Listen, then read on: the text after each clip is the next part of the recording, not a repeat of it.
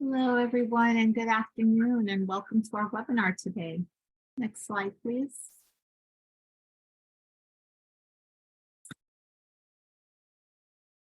Welcome again to our webinar, Advanced Skills and Support Employment webinar series. This is session 2, a strengths-based approach to assisting job seekers with gaps in employment. This webinar is sponsored by the Northeastern Caribbean Mental Health Technology Transfer Center, or MHTTC, and we're housed at Rutgers in the School of Health Professions in the Department of Psychiatric Rehabilitation and Counseling Professions. My name is Kathy Rivera, and I'm the project coordinator of this center, and we'll be introducing our webinar speaker today. The MHTTC is funded by SAMHSA, the Substance Abuse and Mental Health Services Administration, to enhance the capacity of the behavioral health workforce to deliver evidence-based and promising practices to individuals with mental health conditions. We also address the full continuum of services spanning mental illness prevention, treatment, and recovery supports. And we provide training-related workforces such as police, first responders, primary care providers, and vocational services to provide effective services to people with mental health conditions. We also utilize supplemental funding to support school teachers and staff to address student mental health. Next slide, please. And if you'd like to stay up to date with the events and products that the Northeastern Caribbean MHTTC is providing, please sign up either using the bit.ly link that you see on the screen, or I will enter it in the chat box. Following this webinar, you'll be asked to complete a brief survey. We value this feedback and use it to improve our activities and inform our future activities. The surveys are also important because our continued funding is linked to the completion of these surveys. So we thank you in advance for your participation. We also want to let you know that this presentation is being recorded and will be posted on our website along with any relevant presentation materials within 7 days of this webinar broadcast. At the time of this presentation, Marian Delphin Rittman served as Acting Assistant Secretary for Mental Health and Substance Use at SAMHSA. The opinions expressed herein are the views of the speakers and do not reflect the official position of the Department of Health and Human Services, or SAMHSA. No official support or endorsement of DHHS or SAMHSA for the opinions described in this presentation is intended or should be inferred. We encourage you to interact with our presenter during the webinar by using the chat feature. Please post any comments or questions you have in the chat, and I will collect your questions as we go and ask them of the presenter during the Q&A times toward the end of the presentation. During the webinar, presenter may pose questions to you, so please use the chat feature to answer them. As a reminder, SAMHSA offers the 988 Suicide and Crisis Lifeline for people who are experiencing suicidal ideation, mental health, substance use crisis, emotional distress, or people concerned about someone in crisis. And as a reminder, the MHTTC uses affirming, respectful, and recovery-oriented language in all activities.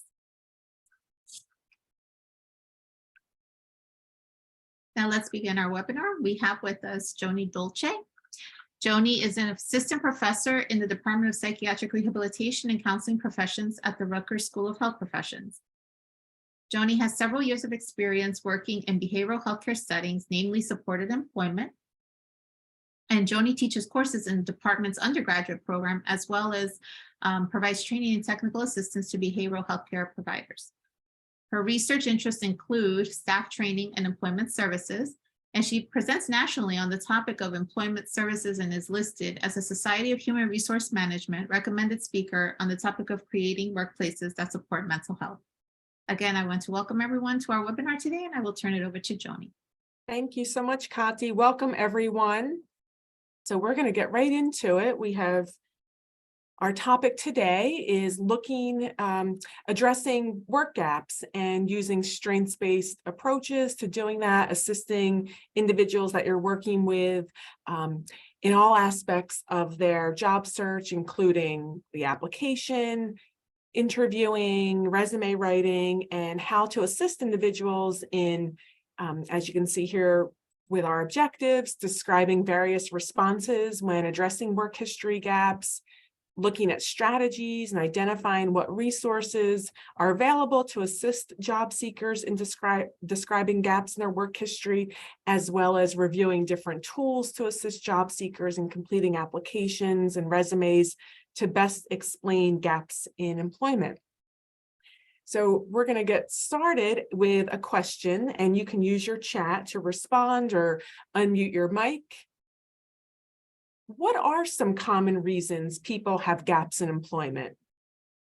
So think about some of the people that you might be working with, job seekers that you're currently providing employment services or vocational support, other individuals that you might know, or just in general, what are some common reasons that people have gaps in employment?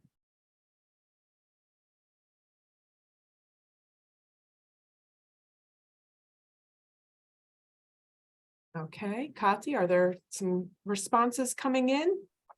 Yes, we have people stating that they go to jail or illness relocation. So relocation, illness related, people may have justice involvement. Looks like there's some more in here. Let's see. Anxiety, depression, other mental health issues might be some reasons for gaps in employment. So laid off, Imogene mentioned, addiction. So all of what you're talking about are certainly reasons why people might have gaps in employment. People also may, let's see, substance abuse, Zach mentions, sorry, Jean, yes, we will call you Jean. So many of those reasons are all concerns and challenges potentially when we're working with individuals. COVID may be another reason why people may be out. Other health reasons.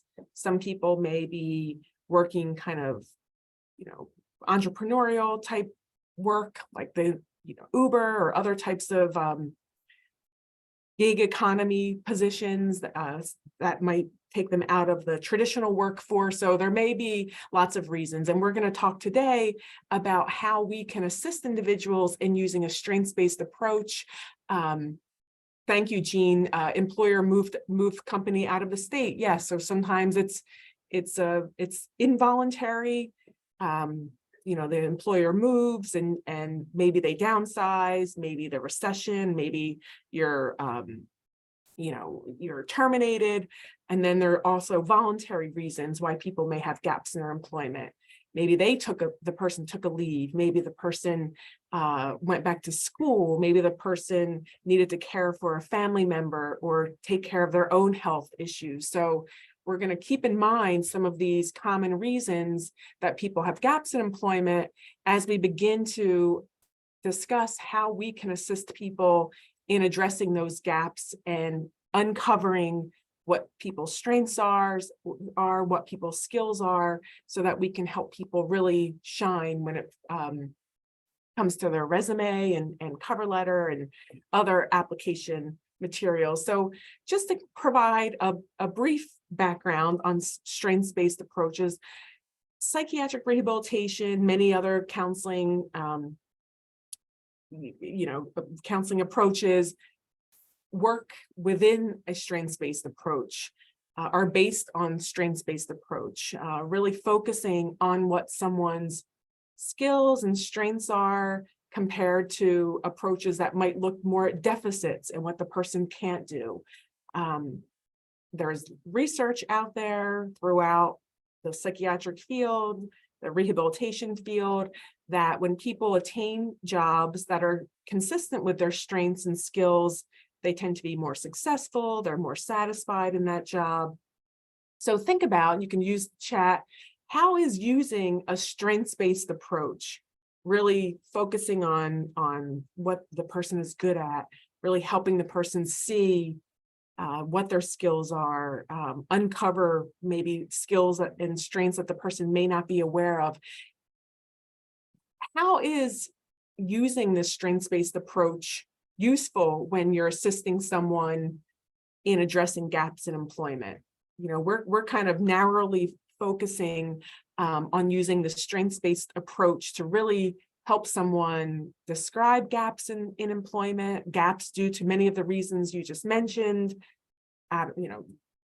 maybe illness-based, maybe other addiction issues, whatever it might be, that there's a gap in employment. How is using a strengths-based approach helpful and useful when assisting job seekers in addressing gaps?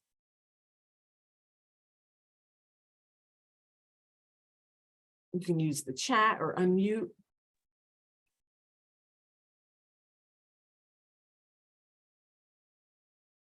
But really, this is going to be the key when we talk about completing applications, completing resumes, describing those gaps in interview settings.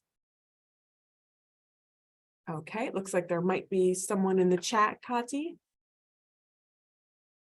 Use an assessment tool, excuse me, which is a Q&A form. This helped them outline the person's real interest or skill set.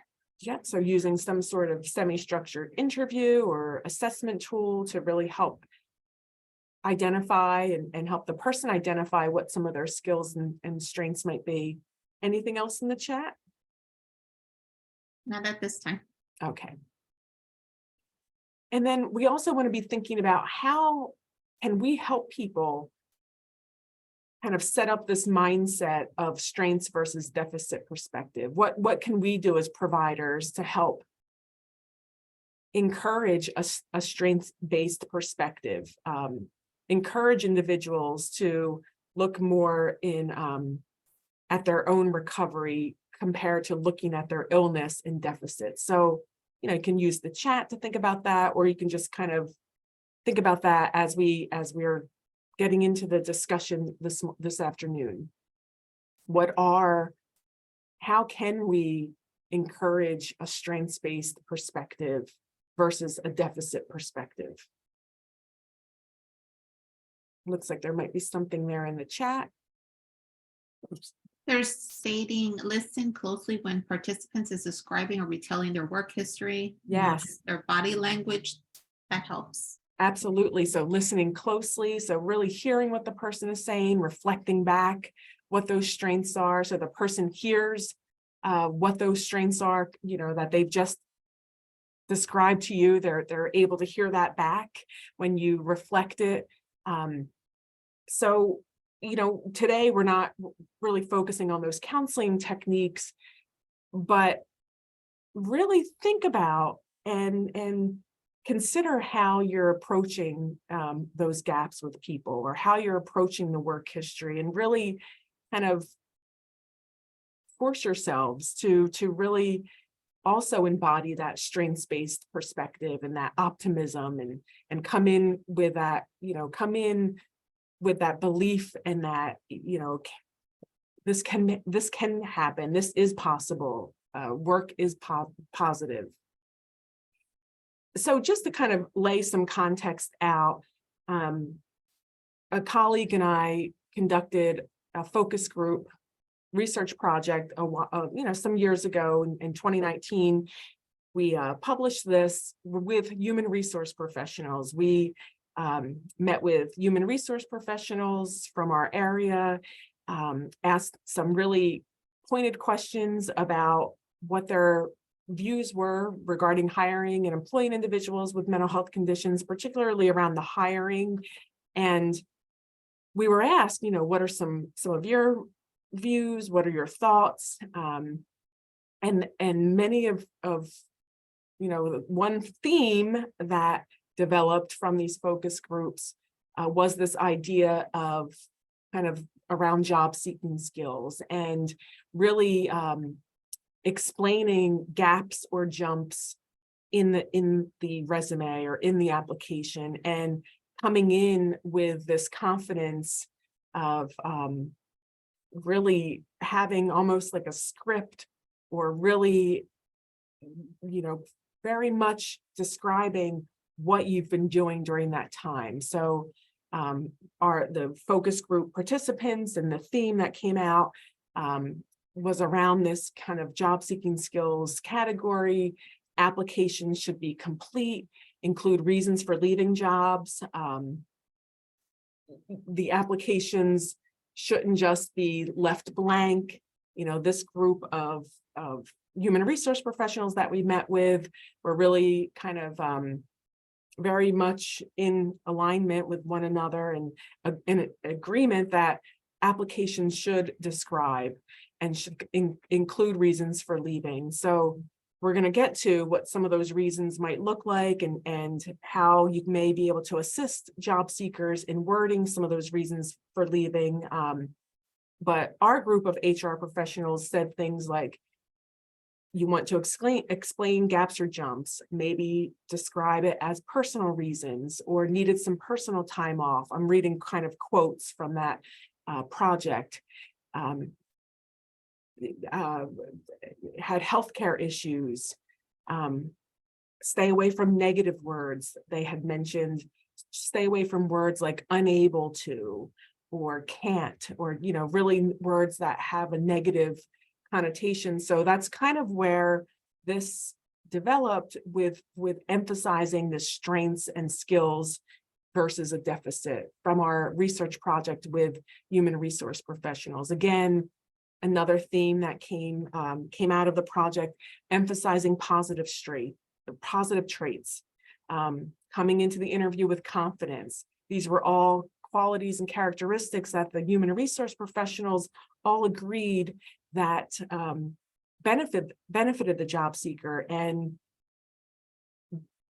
even with the gap in employment, even if the person hadn't worked for a number of years or was, you know, maybe some of the reasons for leaving weren't necessarily positive reasons for leaving, but coming in with confidence, emphasizing those positive traits, really, you know, knowing what the employer was looking for.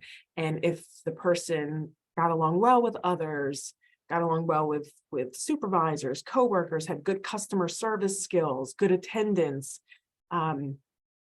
emphasize those in ways that you can really kind of let the employer know you recognize that the gap existed, but you're also acknowledging that you have skills and strengths that could really benefit that employer. We talk about soft skills, you know, emphasize those soft skills as much as you emphasize the technical skills, right? The soft skills are all of those interactions with colleagues and interactions with coworkers. And what are some other examples of interpersonal and soft skills that you can assist individuals that you're working with to emphasize, or to at least assess and kind of help the person better understand what some of those interpersonal and soft skills are that they may have, those qualities that they want to emphasize to a potential employer.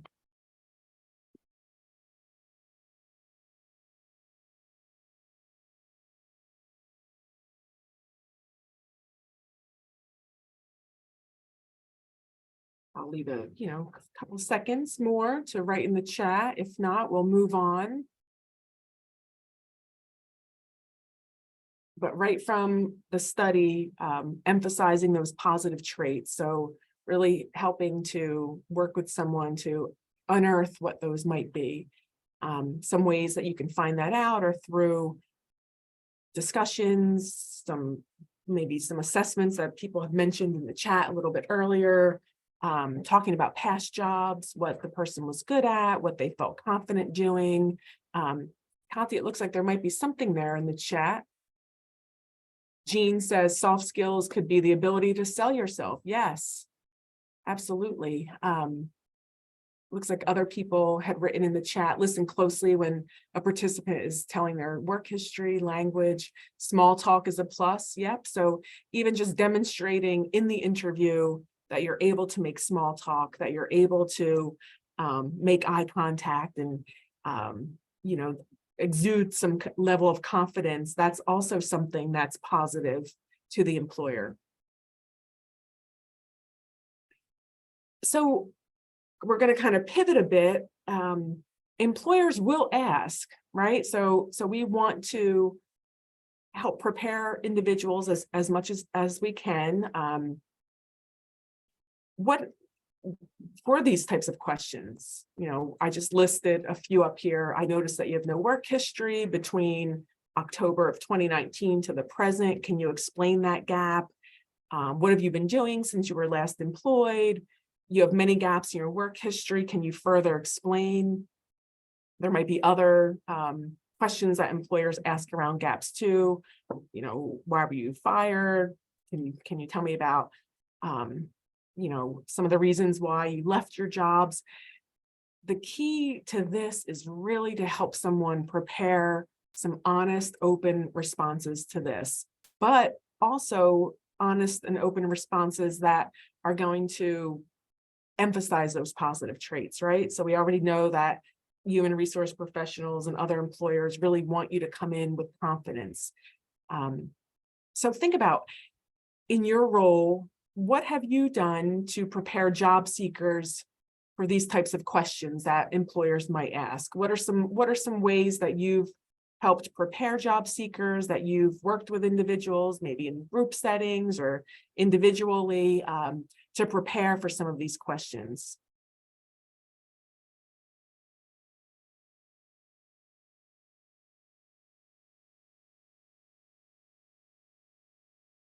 You can share in the chat if Yes. you'd like.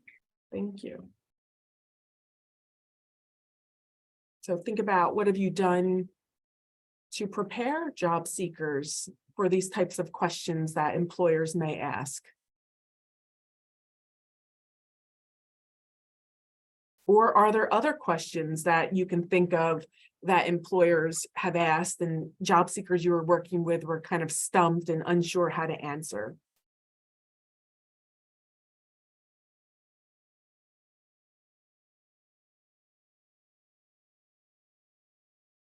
The bottom line is, a lot of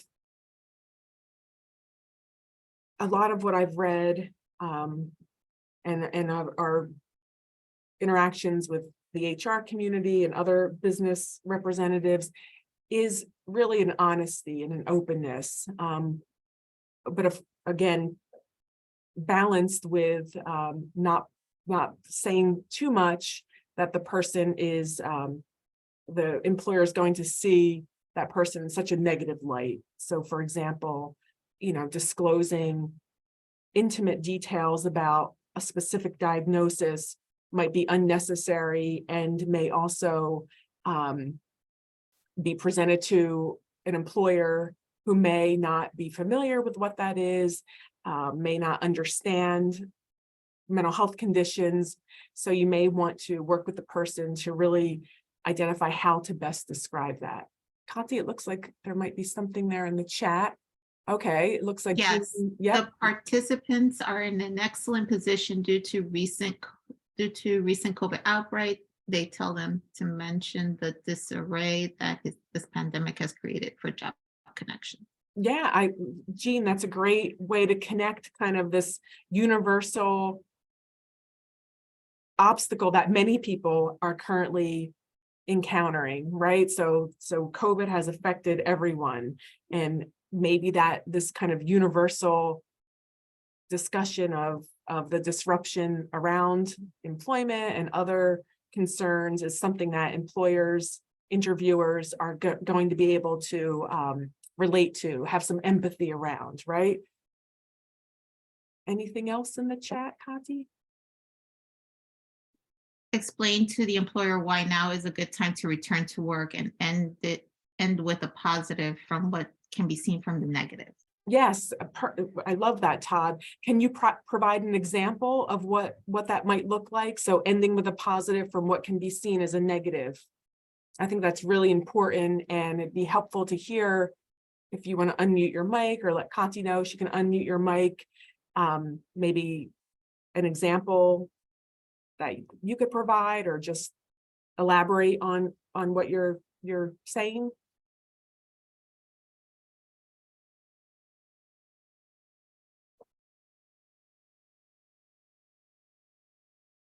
We'll give Todd a minute or two to type there in the chat if he wants to follow up with this. But yes, I think that's the key, right? Now might be a good time to return to work. Maybe the person has, gotten some additional credentials or have done some inner work, maybe some self-reflection on what types of settings are best for them, and kind of turning that negative into a positive, that the person was able to really consider what their values are, what their interests are, what their preferences are, and what types of careers match that, turning that into a positive, that they were using that time to possibly really consider what types of positions are out there. Oh, perfect. So Todd is following up with that. I was out of work for a while, but have sought assistance with my concerns and am now ready to return to the workforce. Yes, so I was out of work for a while, getting some support around some concerns, but now I'm ready to return to the workforce. So it kind of tells the employer, like, with confidence, yes, I'm ready. Danielle, I chose to be a stay-at-home parent while children were young. Employer has no idea how old your kids are. Yep, that's true. But those are certainly ways to describe it. And we're going to talk a little bit more too about what that might be. Just to kind of lay it out here in maybe a convenient way. Be confident, it will make a difference. Can't reiterate that enough. Maybe help the person create a script. They don't have to read the script word for word, but oftentimes when you have a script that maybe touches on key points that you want to emphasize, maybe it's like Todd said, addressing concerns, ready to get back into the workforce, maybe identify what those strengths are that the person, if addressing those concerns included any identification of strengths or improvement of skills or new skills learned, you might want to identify that, role play, and with a variety of questions. So those few questions that I asked on the previous slide, maybe role play with those and just really have the person feel very confident when they're creating their script, when they're describing this to an employer, practicing with others, friends, family, with you, with other people in the program. Jean mentions, I encourage my folks to stay close to certification or training they were doing while out of work. Keep mentioning it and circle back to the training often. Yes, really make sure the employer knows that during this time, I was engaged in a training program or learning technical skills on my own. A lot of times there are so many skills that we can learn independent of a formal training program, whether it's, new software program or improve your social media skills, whatever that might be. Emphasize those, help the person come up with bullet points to make sure that they're capturing that information. And then Jean mentions, even if they do volunteer work, I encourage them to use that skill set as part of the training. Yes, so identify what about that volunteer work can translate to the position. So we're going to go into our first activity. It's not going to be a breakout activity, so stay on the call. Don't leave as soon as we say breakout room. But we are going to read over Sue's kind of example and then paying attention to what some of her skills are, what are her strengths. And then I have a couple of questions that we'll review as an activity together. So I'm just going to read it and you'll read along, and then we'll do a brief follow-up activity. Sue is 32 years old and has a diagnosis of bipolar disorder. She has not worked for the past 4 years. She has been hospitalized twice during these past 4 years, and she has not worked during that time. She receives SSI benefits. Sue graduated from high school at age 18 and started to work in her family's deli, doing bookkeeping and working the register. She was good at this work and decided that she would go to college for accounting. Unfortunately, due to an increase in symptoms, she left college. Although she enjoyed the college experience and was good at making friends and socializing with her classmates, she struggled with the coursework due to her symptoms. She completed the paperwork to withdraw on her own, and she left the school with good standing. Currently, Sue attends telehealth counseling and is actively incorporating the skills and the wellness strategies that she's learning. She's also tutoring neighborhood children in math and shops and delivers meals and groceries to her grandmother during these last few years of the pandemic.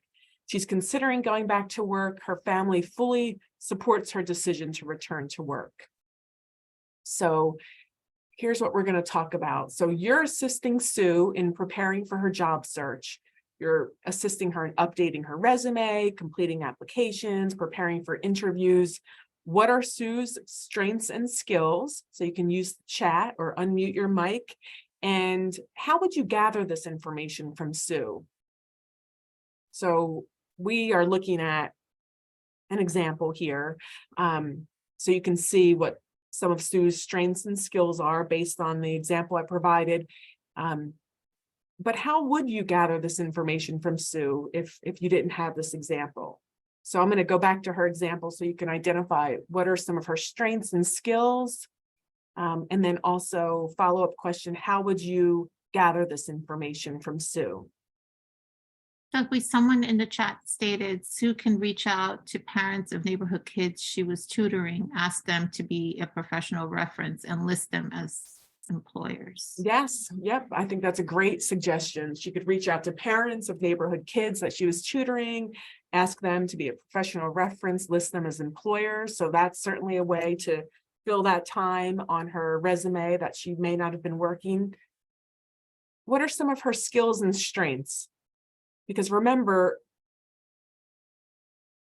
this is a strengths-based way of helping someone address gaps in employment. We want to pull out and tease out these strengths so that we can, like many of you suggested in the chat, kind of, relay those back to interviewers and employers in the interview, on applications, completing the resume. So what are some of Sue's strengths and skills that are kind of highlighted here in this case example?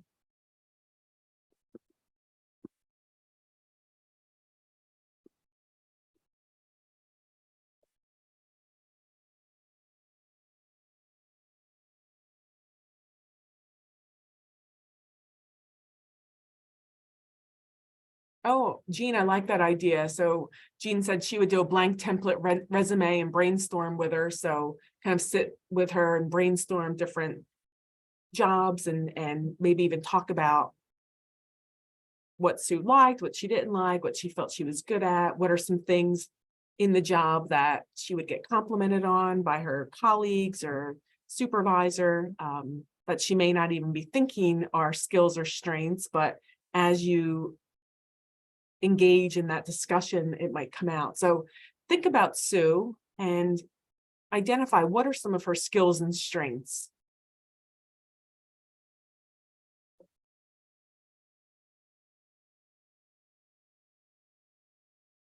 You can use the chat.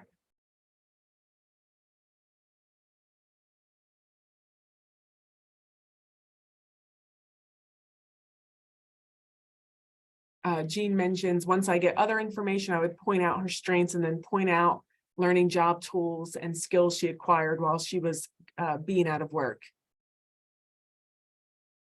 Someone's asking if I could move the slide up some. Is it not centered? From my perspective, I see that it is. Okay. I think they may need to adjust their view options. Oh, maybe. So some of the strengths that I see are, oh, looks like we've got someone also. Oh. She's good at bookkeeping, working the register. She was good at making friends in school. She felt like she had positive experiences socializing with classmates. She was able to complete, let's see. She likes to help others. Todd mentions, yep, so you can tell that she likes to help others. She was able to complete the paperwork on her own to withdraw from school. She's also currently actively incorporating the different skills and the wellness strategies that she's learning through therapy. Let's see. Jean, I would point out that she is acquiring phone skills and she is touching on health and wellness skills. Yep, so she's learning kind of the telehealth system. So depending on what it is she's interested in doing, maybe she gains some more technical skills just through that. She's tutoring the kids, she's delivering meals, so she's, good at kind of, shopping and picking out items. So if you were to sit with this, you could really pull out a lot of her strengths and her skills. And we're gonna go back to this when we start talking about some of the specific job search skills and activities. Let's see. Yep, Jean, she shows customer service skills by helping with school lessons and grocery shopping for the elderly, for her grandmother. So kind of some customer service skills are evident there. Looks like there was another, yep, and the wellness skills. So learning some of those wellness skills too. So we're going to come back and follow up a little bit with Sue. So we'll catch up with that. But I added that scenario and some of those questions, and then also the next couple of questions too, so that you have a starting point of how to begin gathering this information from individuals you're working with.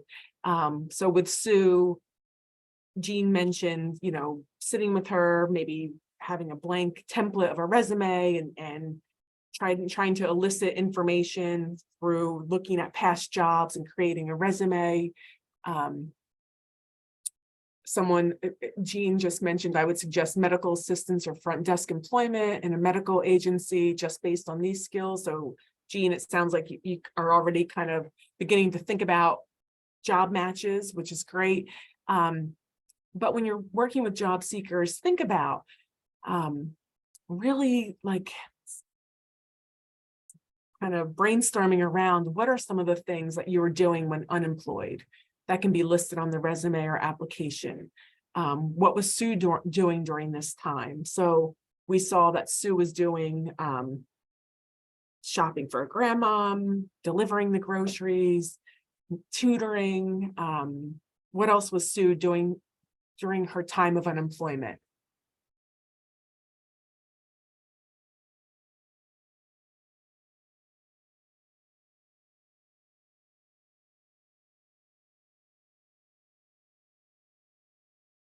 See, telehealth. So she was working on her own health needs.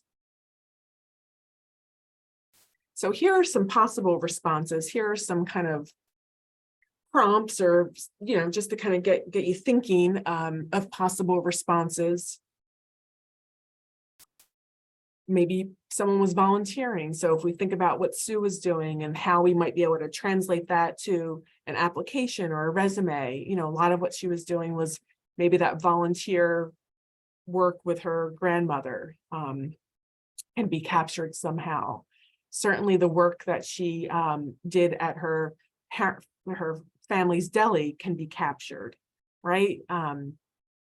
She was also tutoring. So, whether she was getting money for that or not, that's still something that can be identified on the resume. Some other ideas might be helping out a neighbor with a home project. Some home projects last a while, and depending on what the home project is, if it was, helping a neighbor organize all their closets, or helping a neighbor lay flooring in all of the house, whatever it might be, really sitting with the person and teasing out what some of those skills were and how they might transfer to positions that the person is interested in or not, or even just transfer to an employment setting. So, measuring, if you're helping lay, hardwood floor, measuring out the product, maybe there's some element of design that's necessary, whatever that might be. I think this is just to sort of get you thinking about, people have been doing something during that time off. Chances are the person wasn't doing nothing. They weren't doing, they were doing something during that time, and it's helpful for us to kind of tease that out. Maybe it was childcare or housework for others. Maybe they were taking classes or attending school, whether formally or informally. Maybe they were learning something on their own. Like Sue, maybe they were tutoring someone. Even lawn care and other sort of cleanup around the neighborhood, an internship, providing services, caring for a relative. Sue provided a service to her grandmother and provided some care for her as well. Todd, taking care of a family at home. Yes. So maybe you were house sitting, pet sitting, and this isn't to address the entire gap, but at least gives the employer some ideas of what the person's skills and interests are, right? So house sitting and pet sitting shows a level of responsibility, shows that you're able to complete tasks and are honest, and people are allowing you to, go into their home, whatever that might be. There's a sense of responsibility to many of these tasks. Any other thoughts? Todd mentioned taking care of a family at home. Any other possible responses when asked if what you've been doing, or, how was that gap being filled when you weren't working a traditional job? Some people might describe health issues that have since resolved.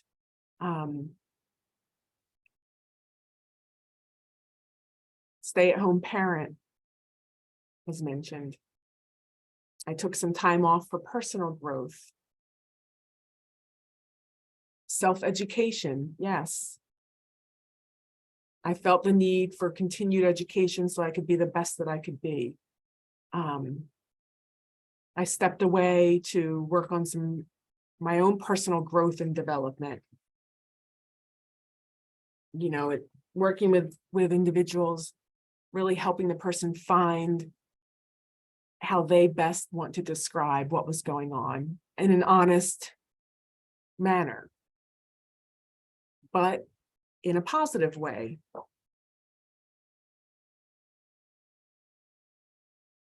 So if someone really has a hard time coming up with anything, I really wasn't doing anything during that time, and no matter what you kind of continue to talk to the person about and use active listening skills and try to prompt some discussion, the person says, I haven't done anything.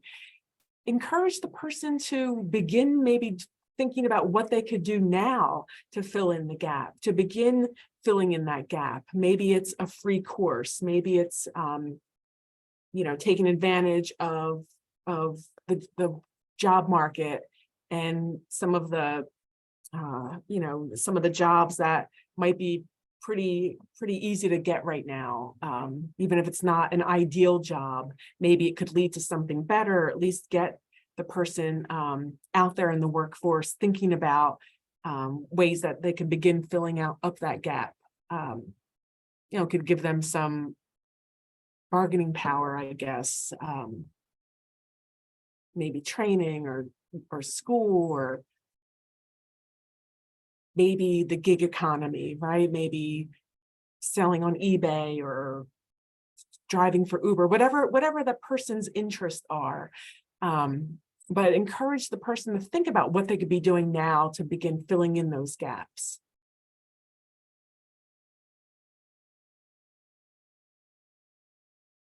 The gaps kind of are evident in these three areas, right? Your resumes, applications, and interviews. I just want to touch quickly on each of these and kind of share a different type of resume that you might want to encourage the person to consider using if they have very large gaps. So, but before we get into that specific type of resume, let's talk a little bit about cover letters. Cover letters are oftentimes a good way to explain the gap, right? So you can explain in your cover letter if there are dates and times that you were out of work, what that gap might be attributed to. Maybe a health-related leave that's now resolved or managed. Or you can simply say that you were job searching, right? So you can kind of capture some of the dates. Certainly can't capture years, but if there are 6 to 9 months, a year maybe, 6 months ideal. If you've been spending that time job searching in the cover letter, maybe you want to highlight the dates that the employer will see no job listing on your resume and identify what you've been doing. The cover letter is a way to positively describe those gaps. So spend some time with the person really thinking about how to craft a cover letter that is positive, comes across confident, describes skills and strengths, and also acknowledges the gap and describes it in just maybe a matter-of-fact way, maybe not perseverating on the gap, but just stating that it's there, maybe related to health-related reasons, maybe related to childcare, whatever it was. Honest openness, but also making sure, I think Todd mentions that you're following that up with something positive, a skill, a strength. And again, that takes some practice. The functional resume is the one that I wanted to just spend a minute or so on. It lists skills, so it is a good choice if the person doesn't have a lengthy chronological listing of positions. A chronological resume is more the traditional resume that you would think of that lists your jobs in chronological order. And that's a good choice if you have a fairly robust work history. Functional resume or skills-based resume is helpful if you may have amassed some skills, right? Some clusters of skills that you might want to use for a resume. You want to be careful with a functional resume, though. I just added this bolded part just so you can see an excerpt. I mean, this is like a very modified version, but you're still including a summary, like a traditional resume, a summary of your skills. You're not really using objectives much anymore. It's kind of transitioned to summarizing the skills, and then you're actually creating skills clusters or categories. So for this person, a category might be customer service. And these 4 skills here are listed. That one ability should be popped over in the margin a bit. Ability to work in a fast-paced environment, excellent communication skills, communicate with potential clients, whatever that looks like. But you're listing your skills in a way that an employer is kind of seeing those first and foremost. So you're amassing the different skills that you've developed over the course of your lifetime, whether it's through school, work, volunteer positions, other hobbies, other interests. But you're still listing an employment history. It looks pretty shady if you leave that off completely. You're still listing dates of employment, and then your education too. This again is just an excerpt, but just to highlight those skills. It looks like there was a hand up. Danielle, did you have? Yes, Danielle mentioned the functional employers hate them because it's obvious you're trying to cover up something. Yeah, that's why, it's kind of a double-edged sword to use that analogy. It's many times employers do hate them. However, if they're requiring a resume and the person has absolutely no chronological positions to list, it is one of the only ways an employer is going to be able to see your skills and see your resume. If the person has a decent work history, or at least good enough, certainly go with the chronological. That's more traditional. That's what employers are familiar with. Use the cover letter to describe again what some of your, what the gap was, maybe acknowledge the gap, follow it up with strengths and skills in the cover letter. Todd said, I've had employers following up and asking for dates. Yeah, you don't want to completely keep the dates off.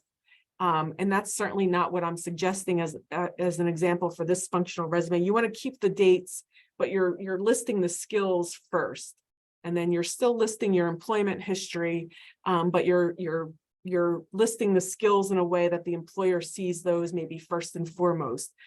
You're not omitting dates, you're not removing any of the dates, you're listing the employment dates as they are, but they're not what you immediately see. It doesn't really benefit the person for the employer to see immediately, especially if the person hasn't worked currently for the last few years. But yes, Todd and Danielle, in a functional resume, you're still listing dates and employment roles just as you would, but they're just not right at the very beginning. You're giving the employer a snapshot and a little bit of a better picture of what your skills are. So you can, I hate to even say this, but you can Google functional resumes, skills resumes, and you'll see they all include the dates, include the employment history. It's just not boom right there where the person sees it. And again, if the person has a decent work history, the chronological resume is probably, favored. It's definitely favored among employers. Like Danielle said, employers hate that, but you can I think a mix of functional highlighting of skills first, and then the chronological listing of employment and education seems to work.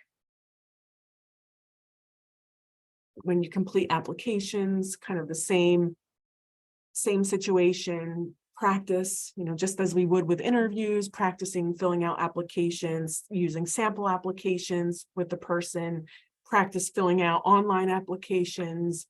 If you have anyone in your HR department in your agency, or anyone in the personnel department in your agency who might be willing to give maybe a little workshop on how to best complete online applications, or even if they're willing to talk one-on-one with you and maybe the job seeker about how to complete those, because even maybe just having some support around that can diminish some fears and concerns that many people have about filling out the online applications. So for completing job applications for today, we're just really looking at the gaps in the work history. Someone had mentioned ways to kind of think about what you've been doing again when you're completing the application. They usually have like little spaces for you to identify what you were doing on the job, what your tasks were, what your responsibilities were. If at all possible, try to relate those to the current position, prepare to acknowledge periods of unemployment and what you might have been doing during that time. As our HR professionals said during our research, and again, it was a small group, local group, but we still got some good themes around it. And it's pretty consistent across many employers. They want to know reasons for leaving jobs. They want to know, what you've been doing during that time. And then employment references, just like with Sue, maybe identifying some of those references that you might not think of, the parents of the children that she's tutoring, the school kids that she's tutoring, and so on. Interviewing, I just wanted to say one tiny quick mention about how interviewing has changed. Online interviewing is more common now.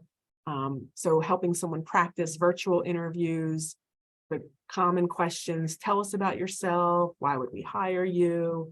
It's an opportunity to relay those skills and strengths to an employer. There are probably several other types of questions that employers will ask too, but I know those are really the consistent ones that allow the person to highlight what their strengths are and skills are. And be prepared in the interview with those few questions earlier back. What have you been doing since X date? What have you, why do you have this gap in your work history? Why did you leave a certain job? You want to help the person be honest and open, but also help them relay it in a positive way. So thinking about over the next couple minutes we have here together, are there currently individuals participating in services who have gaps in their work histories? So you could use the chat or just think about people that you're working with, and then identify 2 strategies or resources from today that you'll implement in your practice over the next couple of weeks. What might get in the way and how would you address that? And those last two questions are really kind of for your own internal, what might get in the way of this? Is it time? Is it, not having enough information or whatever it might be, but thinking about what might get in the way and how you'll address it helps you to implement some of the strategies. So, if you want to use the chat to think about a couple of strategies that you might use from today with individuals you're working with who have gaps in their work history. I'll wait maybe 30 seconds or so, and then we'll get into our summary.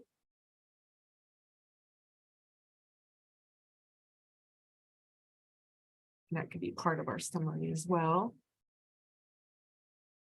So what are 2 things or resources that you can implement from today to help job seekers you're working with address gaps in their employment in a strengths-based way?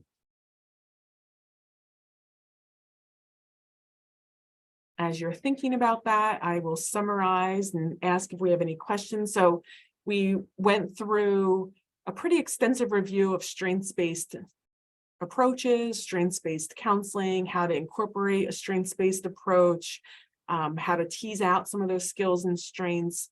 We also looked at what employers and specifically human resource professionals say about gaps in employment, and a lot of what they said is, coming in with confidence, being open and honest, but making sure that you're emphasizing those positive traits.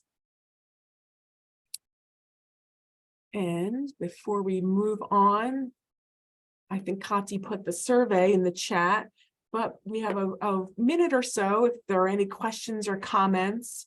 I'm going to put my email in the chat. If you have any further questions or comments, please, you can always email me.